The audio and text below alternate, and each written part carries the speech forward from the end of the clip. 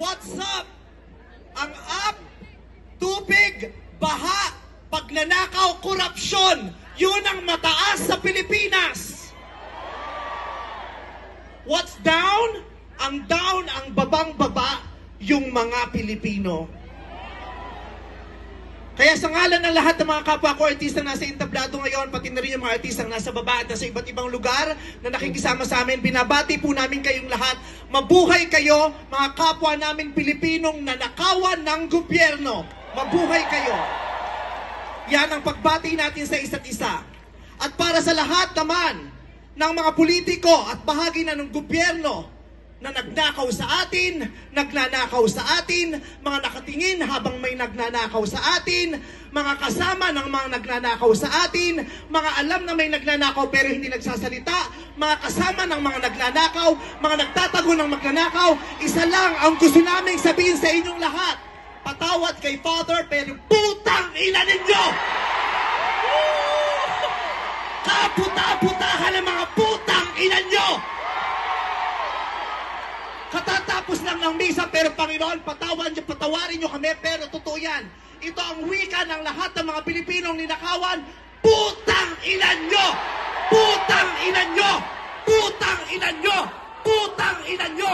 Putang ina nyo!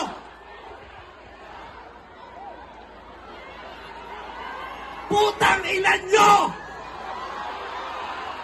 Tapos na ang panahon ng mga mababait at ng mga resilient.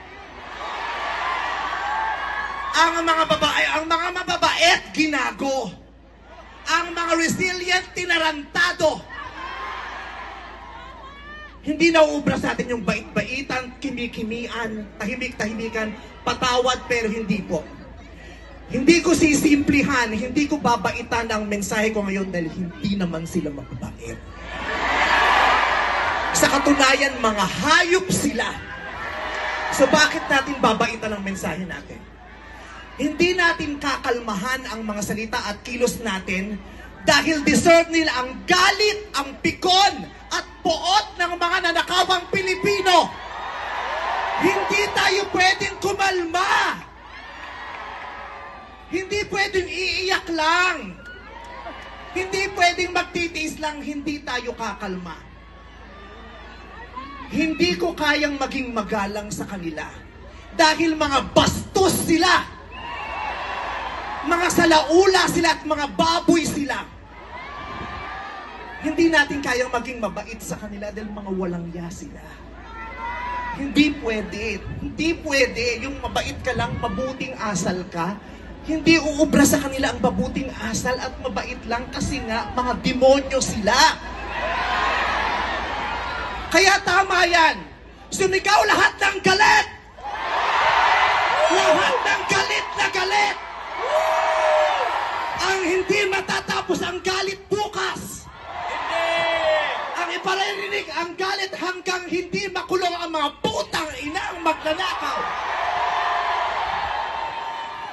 Hindi tayong pwede magalit lang ngayon. Kailangan hanggang bukas, kailangan sa susunod na linggo, kailangan sa susunod na buwan, hanggang umabot ng ilang taon hanggat hindi sila nauubos. Walang mawawala sa atin kasi ubos na tayo. Kaya ang gagawin natin ngayon ay babawi na